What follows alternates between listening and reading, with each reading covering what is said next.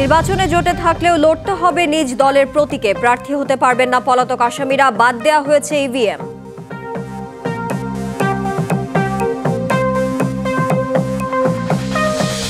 ইসলামী bank কর্মী সহ বিতর্কিত কাউকে ভোটের দায়িত্বে না রাখার দাবি বিএনপি। নির্বাচন পেছানোর চেষ্টা করছে কোনো দল।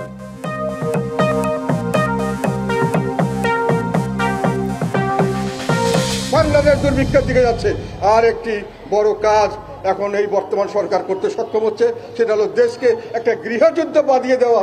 ওইটা ওনাদের এখন একটা এজেন্ডা বলে আমার মনে হচ্ছে। সরকার দলীয় যদি নির্বাচন হয়, সেটা কখনোই একটি স্বাভাবিক নির্বাচন হতে পারে না। গৃহযুদ্ধের এজেন্ডায় সরকার সুষ্ঠু নির্বাচন করার সক্ষমতা নেই। আওয়ামী লীগকে দল হিসেবে বাদ দেওয়ার সুযোগ নেই।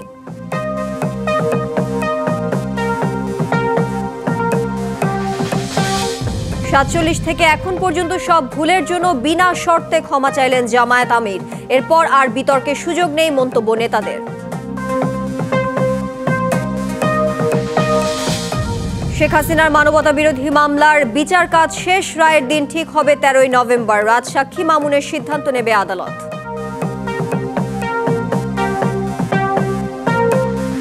স্বাগত ডিবিসি সংবাদে, দেখছিলেন নাসির সিনটেক্স অ্যালুমিনিয়াম সংবাদ শিরোনাম। আপনাদের সাথে আছি তানিয়া হারুন। এবারে জানাবো খবরের বিস্তারিত। জোটের প্রার্থী হলেও ভোটে লড়তে হবে নিজ দলের প্রতীকে। আর আগামী নির্বাচনে প্রার্থী হতে পারবেন না পলাতক আসামিরা। গণপ্রতিনিধিত্ব আদেশ সংশোধন করে যুক্ত করা হয়েছে এমন বিধান। উপদেষ্টা পরিষদের বৈঠকের পরে কথা জানিয়েছেন আইন উপদেষ্টা আসিফ নজরুল। এছাড়া ইলেকট্রনিক ভোটিং মেশিন ইভিএম থাকছে না বলেও জানান তিনি। বৃহস্পতিবার সকালে রাজধানীর তেজগাঁওয়ে প্রধান উপদেষ্টার কার্যালয়ে ডক্টর মোহাম্মদ ইউনূসের সভাপতিত্বে উপদেষ্টা পরিষদের বৈঠক হয়। সেখানে 2টি আইনের চূড়ান্ত অনুমোদন এবং 3টি আইনের নীতিগত অনুমোদন দেয়া হয়। আমি বলবো যে বিকেলে রাজধানীর বেইলি রোডের ফরেন সার্ভিস একাডেমিতে সংবাদ সম্মেলনে উপদেষ্টা পরিষদের বৈঠকের বিস্তারিত জানান আইন উপদেষ্টা। তিনি বলেন, সশস্ত্র বাহিনীকে আইনশৃঙ্খলা বাহিনীতে যুক্ত করার বিষয় যোগ হয়েছে আরপিইউতে। এছাড়া ভোট গণনা প্রক্রিয়া সরাসরি নজরদারি করতে পারবে গণমাধ্যম।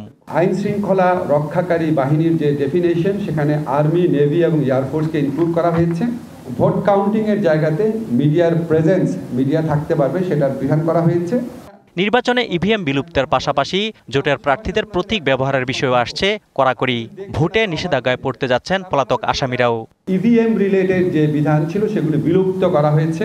বিভিন্ন মামলাতে পলাতক ব্যক্তিরা ইলেকশন করতে পারবে না, সেটা ইনক্লুড করা হয়েছে। যদি নির্বাচনী জোট হয়, জোটের অংশ হলেও দলের যে প্রতীক সেটাতে ইলেকশন করতে হবে। এদিকে সংবাদ সম্মেলনে প্রধান উপদেষ্টার প্রেস সচিব বলেন, বিমানবন্দরে কার্গো ভিলেজে অগ্নিকাণ্ডের পর ক্ষতিগ্রস্ত কার্গো ভিলেজটি পুনরায় চালু করতে বলা হয়েছে। এয়ারপোর্টের কার্যক্রম এখন কার্গো এবং ফ্লাইট অপারেশন পুরোটাই এখন নরমাল। অজিত সরকার, ডিবিসি নিউজ, ঢাকা। প্রশ্নবিদ্ধ বিতর্কিত কর্মকর্তা বা ইসলামী ব্যাংক ও সমমনা প্রতিষ্ঠানের কাউকে আগামী নির্বাচনে ভোট গ্রহণের দায়িত্বে চায় না বিএনপি। নির্বাচন কমিশনকে এই বিষয়ে সতর্ক থাকার আহ্বান জানিয়েছে দলটি। এদিকে বিএনপি মহাসচিব অভিযোগ করেছেন, নির্বাচন পেছানোর চেষ্টা করছে কোনো রাজনৈতিক দল। বৃহস্পতিবার সকালে প্রধান নির্বাচন কমিশনার এএমএম নাসির উদ্দিনের সঙ্গে বৈঠক করে বিএনপির প্রতিনিধি দল। রাজধানীর আগারগাঁওয়ে নির্বাচন ভবনে প্রায় 2 ঘণ্টার এই বৈঠকে প্রশ্নবিদ্ধ ও বিতর্কিত কর্মকর্তাদের বিষয়ে ইসিকে সতর্ক করে বিএনপি। আলোচনা হয় ভোটের পরিবেশ, আইনশৃঙ্খলা পরিস্থিতি, ইসির প্রতি আস্থা ও গণভোট নিয়েও। বিশেষ করে বিতর্কিত যারা, প্রশ্নবিদ্ধ যারা রয়েছেন, তাদের যেন আগামী নির্বাচন প্রক্রিয়ায় কোনোভাবে অংশগ্রহণ করতে না পারে। এদিকে জাতীয় প্রেস ক্লাবে এক আলোচনা সভায় জুলাই সনদ ও সাংবিধানিক আদেশ জারির বিষয়ে কথা বলেন বিএনপির স্থায়ী কমিটির সদস্য সালাউদ্দিন আহমেদ। একই দিনে একটি গণভোটের আয়োজন করা যেতে পারে, ছোট্ট একটা ব্যালটের মধ্যে, শুধু জুলাই জাতীয় সনদের পক্ষে অথবা বিপক্ষে, হ্যাঁ অথবা না বলুন, এর মধ্যে।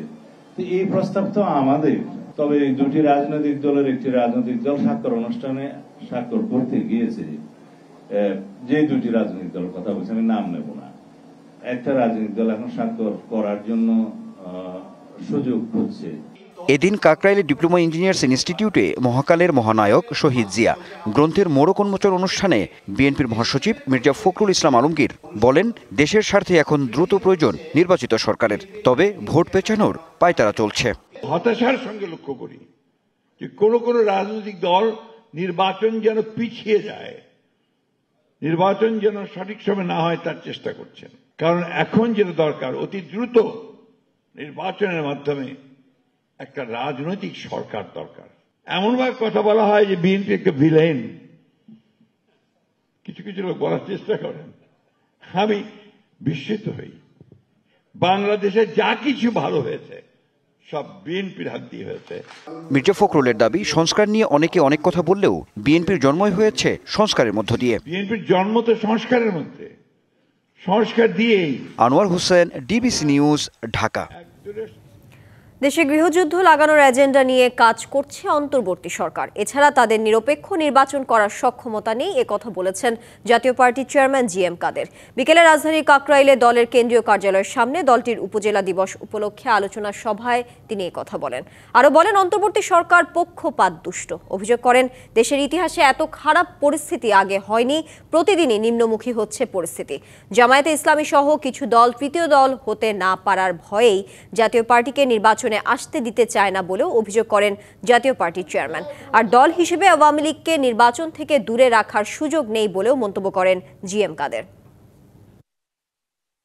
বাংলাদেশ দুর্ভিক্ষের দিকে যাচ্ছে, আর একটি বড় কাজ এখন এই বর্তমান সরকার করতে সক্ষম হচ্ছে, সেটা হলো দেশকে একটা গৃহযুদ্ধ বাঁধিয়ে দেওয়া। ওইটা ওনাদের এখন একটা এজেন্ডা বলে আমার মনে হচ্ছে। বর্তমান তত্ত্বাবধায়ক সরকার নিরপেক্ষ নয়। মানুষের প্রশ্ন হলো, তাহলে থার্ড যদি কেউ থাকে তাকে আমরা চয়েস করতে পারি কিনা। সেখানেই আমাদের কথা হলো থার্ড পার্টি হলো তারা। কিন্তু প্রশ্ন হলো, জাতীয় পার্টি থাকলে তো তারা থার্ড পার্টি হতে পারবে না। আওয়ামী লীগকে আপনি দল হিসেবে বাদ দিতে পারেন না। লোক যারা খারাপ করেছে তাকে বাদ দিতে পারেন, দলকে কিভাবে বাদ দেওয়া যায়। সামাজিক মাধ্যমে নিষিদ্ধ দলের কিছু মিছিল দেখা গেলেও তা নিয়ে আতঙ্কিত হওয়ার কিছু নেই, কথা বলেছেন DMP commissioner SM. Sajjad Ali. রাজধানীতে একটি অনুষ্ঠান শেষে তিনি আরও বলেন, জাতীয় নির্বাচন ঘিরে যে কোনো অপশক্তিকে মোকাবেলার সক্ষমতা রয়েছে আইন শৃঙ্খলা বাহিনীর। নাইট কোর্সে আসে কোনো এক জায়গায় দাঁড়ায় একটা ব্যানার পকেটে রাখে, একটু বের করে হাফ মিনিট বা 1 মিনিট ব্যানারটা একটা ভিডিও করে ফেসবুকে দিয়ে দেয়। তো এই যে সোশ্যাল মিডিয়ার যুগ, টেকনোলজি আমাদেরকে এই পর্যায়ে নিয়ে আসছে, আমাদেরকে এটা মানিয়ে নিতে হবে এবং প্যানিক হওয়ার কোনো কারণ। সর্বাধিক দিয়ে সব সময় ভিজিলেন্ট আসি শহরে, যাতে কোনো নাশকতামূলক কর্মকাণ্ড না হয়। দেশ নির্বাচনমুখী হয়ে গেছে, জনগণ নির্বাচনের জন্য মুখিয়ে আছে, তারা একটা সুন্দর নির্বাচনে সবাই ভোট দিতে চাই এবং আমরা চেষ্টা করতেছি একটা নিরপেক্ষ সুন্দর নির্বাচন হবে। আপনারা দেখবেন। শেখ হাসিনা সহ 3 আসামির মানবতা বিরোধী অপরাধ মামলার বিচারিক কার্যক্রম শেষ হয়েছে। 13 নভেম্বর রায়ের দিন ঘোষণা করবে আন্তর্জাতিক অপরাধ ট্রাইব্যুনাল 1। আদালতে পেশ করা তথ্য প্রমাণ এবং অপরাধের পর অনুশোচনা প্রকাশ না করা শেখ হাসিনা ও আসাদুজ্জামান খান কামালের সর্বোচ্চ সাজার প্রত্যাশা অ্যাটর্নি জেনারেল এবং চিফ প্রসিকিউটরের। তবে আসামি পক্ষের দাবি, অভিযোগ প্রমাণ হয়নি, খালাস পাওয়া উচিত তাদের। আর রাজসাক্ষী সাবেক আইজিপি চৌধুরী আব্দুল্লাহ আল মামুনের বিষয়ে আদালত চূড়ান্ত সিদ্ধান্ত দেবে বলেও জানান আইনজীবীরা।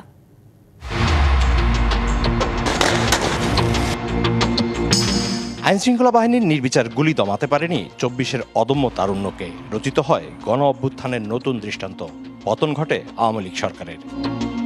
24-এর গণ আন্দোলন দমাতে সংগঠিত মানবতা বিরোধী অপরাধের দায়ে সাবেক প্রধানমন্ত্রী শেখ হাসিনা, সাবেক স্বরাষ্ট্রমন্ত্রী আসাদুজ্জামান খান কামাল ও সাবেক আইজিপি চৌধুরী আব্দুল্লাহ আল মামুনের বিচার শুরু হয় আন্তর্জাতিক অপরাধ ট্রাইব্যুনালে। 3রা আগস্ট থেকে একটানা 28 কার্যদিবসে ট্রাইব্যুনালে এসে সাক্ষ্য দেন 54 জন। পেশ করা হয় 21টি ভিডিও ও 4টি অডিও ক্লিপ। প্রমাণ হিসেবে যুক্ত করা হয় জাতিসংঘের তদন্ত প্রতিবেদন এবং আন্তর্জাতিক গণমাধ্যমের প্রকাশিত অনুসন্ধানী প্রতিবেদন। বৃহস্পতিবার আলোচিত এই মামলার বিচারিক কাজের সমাপনী দিনে ট্রাইব্যুনালে আসেন অ্যাটর্নি জেনারেল। আদালতে কথা বলেন আসামিপক্ষের রাষ্ট্রনিযুক্ত আইনজীবী ও চিফ প্রসিকিউটর। পরে গণমাধ্যমের কাছে নিজেদের মূল্যায়ন তুলে ধরেন তারা। আমি বলেছি, এই অপরাধের যদি বিচার না হয়, এই আসামিরা যদি খালাস পায়, তাহলে এই ধরনের অপরাধ আগামী প্রজন্মের সামনে আরও আসবে। 5 বছরের শিশু এভাবে গুলিবিদ্ধ হয়ে মারা যাবে, 10 বছরের আনাস গুলিবিদ্ধ হয়ে মারা যাবে। ভবিষ্যৎ প্রজন্মেরকে রক্ষা করার জন্য এই ন্যায় বিচার অনেক বেশি জরুরি। এই অপরাধের বিচার হচ্ছে এজন্য যে নেভার অ্যাগেইন বাংলাদেশে কখনো আর এরকম দিন যেন ফিরে না আসে। তো অনুশোচনাহীন এরকম হত্যাকারীদের ব্যাপারে আদালতের দৃষ্টিভঙ্গি স্বচ্ছ থাকা উচিত, যে এরা কোনো রকমের অনুকম্পা পাবার যোগ্য নয়। তবে বিচারিক কার্যক্রমের শেষ দিনে এসেও সাবেক আইজিপির বিচারের দাবি জানায়নি রাষ্ট্রপক্ষ। এই অপরাধের সম্পৃক্ততা যদি ফুল ডিসক্লোজ করেন, তাহলে আইনের মধ্যে বিধান আছে আদালত এটা নির্ধারণ করবেন, সিদ্ধান্ত নেবেন ফুল ডিসক্লোজড হয়েছে কিনা। সাক্ষী আব্দুল্লাহ আল মামুন সাহেব উনি নিজে বাঁচার জন্য একটি অপকৌশল হিসেবে নিজেকে অ্যাপ্রুভার ডিক্লেয়ার করেছেন। চলতি বছরের 10 জুলাই আনুষ্ঠানিক বিচার শুরুর পর থেকে 106তম দিনে এসে শেষ হয় আলোচিত এই মামলার বিচার, যেখানে দেশি বিদেশি গণমাধ্যমের উপস্থিতি ছিল চোখে পড়ার মতো। দেশে বিদেশে আগ্রহ জাগা নিয়ে এই বিচার সরাসরি সম্প্রচারের মাধ্যমে ট্রাইব্যুনাল যে দৃষ্টান্ত স্থাপন করেছে, ঠিক তেমনিভাবে রায়ের মধ্য দিয়ে গণতন্ত্র, সুশাসন এবং ন্যায় বিচারের নতুন দৃষ্টান্ত স্থাপন করা হবে, এমনটাই বিচার প্রার্থীদের প্রত্যাশা। Mizan Ahmed, DBC news, Dhaka. ফেব্রুয়ারিতে ত্রয়োদশ জাতীয় সংসদ নির্বাচন। সারা দেশ প্রস্তুত হচ্ছে একটি অবাধ, সুষ্ঠু ও গ্রহণযোগ্য নির্বাচনের জন্য। কি ভাবছেন সাধারণ মানুষ থেকে শুরু করে আগামীর জনপ্রতিনিধিরা, সে কথা জানাতে ডিবিসি নিউজের ইলেকশন এক্সপ্রেস ছুটে যাচ্ছে সব সংসদীয় আসনে। এখন রয়েছে সংসদীয় আসন 56, রাজশাহী 5-এ। সিএসআরএম ডিবিসি ইলেকশন এক্সপ্রেস আজ রয়েছে রাজশাহী 5 পুঠিয়া দুর্গাপুর আসনে। এই আসনে মোট ভোটার 3,40,000। এখন আমাদের সঙ্গে অতিথি হিসেবে আছেন পুঠিয়া উপজেলা বিএনপির সাবেক যুগ্ম সহসভাপতি ইসপা খায়রুল হক শিমুল। শিমুল, আপনাকে স্বাগত জানাচ্ছি। আপনি অনেকদিন ধরেই মাঠে আছেন, ভোটারদের মাঝে কেমন সাড়া পাচ্ছেন? আলহামদুলিল্লাহ, বিসমিল্লাহির রহমানির রহিম। প্রথমে ডিবিসিকে ধন্যবাদ, ডিবিসির মাধ্যমে কলাকলসিকে ধন্যবাদ, এই অনুষ্ঠানকে ধন্যবাদ, যারা দেখছেন এবং এখানে যারা উপস্থিত আছেন সবাইকে আমার সালাম, আসসালামু আলাইকুম। আমি দীর্ঘদিন ধরেই এই বিএনপির পরিবারের সাথেই আছি। শহীদ প্রেসিডেন্ট জিয়াউর রহমানের আদর্শে আমরা অনুপ্রাণিত, তার আদর্শে আমরা মেনটেন করে চলি। এই পুঠিয়াতে আমার বাবাই হচ্ছেন প্রতিষ্ঠাতা সভাপতি ছিলেন। তিনি গত হয়ে গেছেন নির্যাতনের শিকার হয়ে, নির্যাতনের মাধ্যমেই তিনি গত হয়েছেন। সেই পরিবারেরই সন্তান। আমি বিএনপি করছি, ছাত্র জীবনেও বিএনপি করেছি। মাঝে নিজেকে এস্টাবলিশমেন্টের জন্য, নিজের প্রয়োজনের জন্য আমি বিজনেসও করেছি। বিজনেস করার পরে এখন গত 15 সাল থেকে আমি এককভাবে নির্বাচনের পুঠিয়া দুর্গাপুরের নির্যাতিত মানুষের সাথে যেই জিনিসগুলো হয়েছে আপনারা জানেন, খুন হয়েছে, গুম হয়েছে, নির্যাতন হয়েছে, তারপরে কেস কাছের যত কিছু ছিল আমি সকলের পাশে ছিলাম। অনেকের বাড়ি পুড়েছে, তাদের পাশে ছিলাম। আমি যা যা করণীয় পুঠিয়া দুর্গাপুরে ওই সময়গুলো থেকে আমি ছিলাম। আমি 18 সালেও মনোনয়ন প্রত্যাশী ছিলাম। আমি চেয়েছি কিন্তু দল আমাকে দেয়নি, কিন্তু আমি ধানের শীষের পক্ষে ছিলাম। এবার আপনি মনোনয়ন পাওয়ার বিষয়ে কতটা আশাবাদী নিজেকে মনে করছেন? আলহামদুলিল্লাহ, আমি এখন 100% আশাবাদী, কারণ আমি দলের বিপদে ছিলাম, সামনেও থাকতে চাই। সুসময়েও ছিলাম, দুঃসময়েও ছিলাম, সুসময়েও থাকতে চাই। আমি সেই জায়গা থেকে আমি আশাবাদী। নির্বাচিত হতে পারলে এই আসনে কি কি উন্নয়ন কাজ করবেন এই এলাকার জন্য? ধন্যবাদ। নির্বাচিত হতে পারলে আমি প্রথম যেই কাজটা করতে চাই, এখানে যারা নির্বাচিত হয়েছেন, বিগত দিনে এমপি হয়েছেন, তারা স্থানীয় পর্যায়ে এমপি ছিলেন না। বিধায় স্থানীয়দের বা পরিবারের, এই পুঠিয়া দুর্গাপুরের যে পরিবার, এই পরিবারের দুঃখ দুর্দশা অনেকে বুঝতেন না, আপন করে পায়নি তাদেরকে।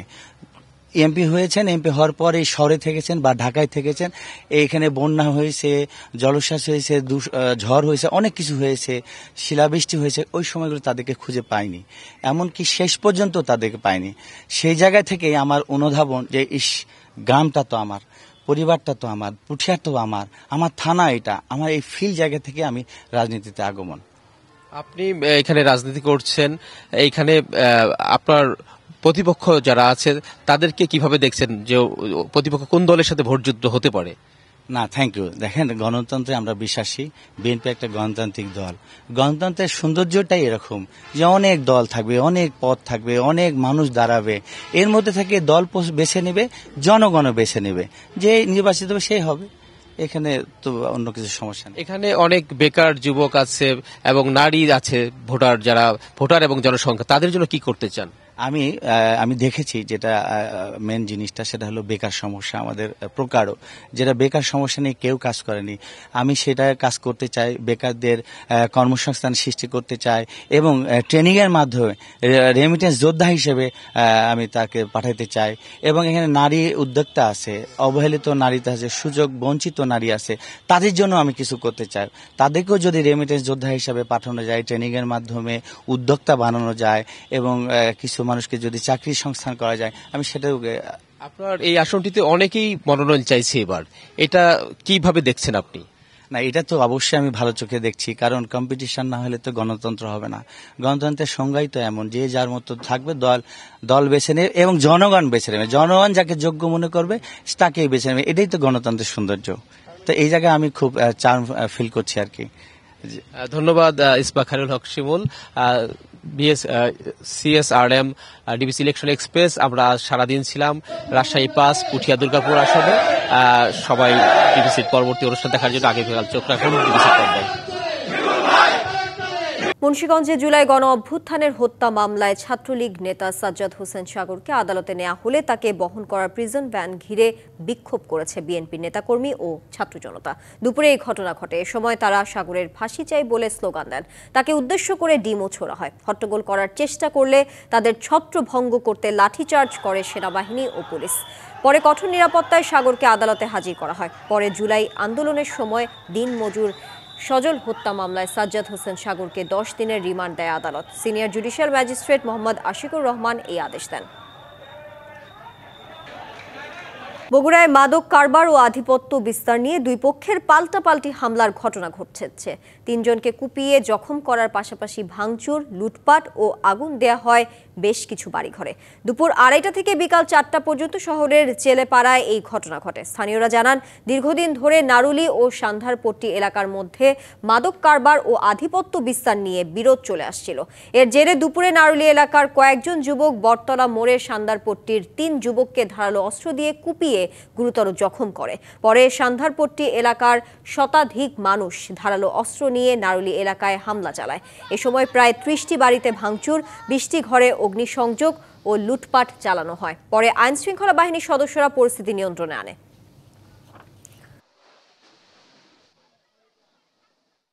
সবকিছু নিয়ে লুটপাট করে বাড়িতে আগুন লাগিয়ে দিছে। আমরা শুধু জীবন নিয়ে বের হয়েছি বাড়ির মধ্যে থেকে। বাড়ি ঘরে আগুন লাগাই দিছে, তারপরে আমার গাড়ি ভাঙচুর করছে। যারা সন্ত্রাসী কার্যক্রম চালিয়েছে তারা আনুমানিক 5 থেকে 7 মিনিটের মধ্যে এখানে অবস্থান করেছে। খুব দ্রুত এসে তারা এই কিছু বাড়িতে অগ্নিসংযোগ সহ ক্ষয়ক্ষতি করে তারা দ্রুত এলাকা ত্যাগ করেছে। শনাক্ত করে আইনগত ব্যবস্থা করব। এরপরেও যদি আমরা এজাহার পাই তার আলোকেও আমরা আইনগত ব্যবস্থা নেব। গাজীপুরের শ্রীপুরে বকেয়া বেতনের দাবিতে ঢাকা ময়মনসিংহ মহাসড়ক অবরোধ করে বিক্ষোভ করছে এএ ইয়ার্ন মিলস লিমিটেড কারখানার শ্রমিকরা। এতে মহাসড়কের দুই পাশে দীর্ঘ যানজটের সৃষ্টি হয়। দুপুরে উপজেলার জৈনা বাজার এলাকায় বিক্ষোভ করে এএ ইয়ার্ন মিলস লিমিটেড কারখানার কয়েক হাজার শ্রমিক। তাদের অভিযোগ, সেপ্টেম্বর মাসের বকেয়া বেতন দেওয়ার তারিখ ছিল 10 অক্টোবর, কিন্তু কারখানা কর্তৃপক্ষ টাল বাহানা করছে। বেতনের দাবিতে শ্রমিকরা সড়ক অবরোধ করে বিক্ষোভ করেন। দুই দিকেই যান চলাচল বন্ধ হয়ে গেলে আইনশৃঙ্খলা বাহিনীর সদস্যরা ঘটনাস্থলে যায়। এ সময় দুই পক্ষের ধাওয়া পাল্টা ধাওয়া হয়। শ্রমিকদের সরিয়ে নিতে টিয়ার গ্যাস নিক্ষেপ করে পুলিশ। এই ঘটনায় পুলিশ ও শ্রমিক সহ বেশ কয়েকজন আহত হয়েছে। আমরা বেতন পাই না 2 মাস ধরে। প্রতি মাসের 20-22 তারিখ বেতন দিত, আমরা মানতাম। আজকে 23 তারিখ আঙ্গুর বেতন এখনো দেওয়া হয়েছে না। তারা কইতেছে সোমবার বেতন দেবো, গেলে আমরা কি আঙ্গুর কি ফেট নাই? আমরা খাইতাম না? আমরা 2 মাস ধরে বেতন পাই না, তারা কিছু কয় না। আমরা সাথে শুধু মিটিং করে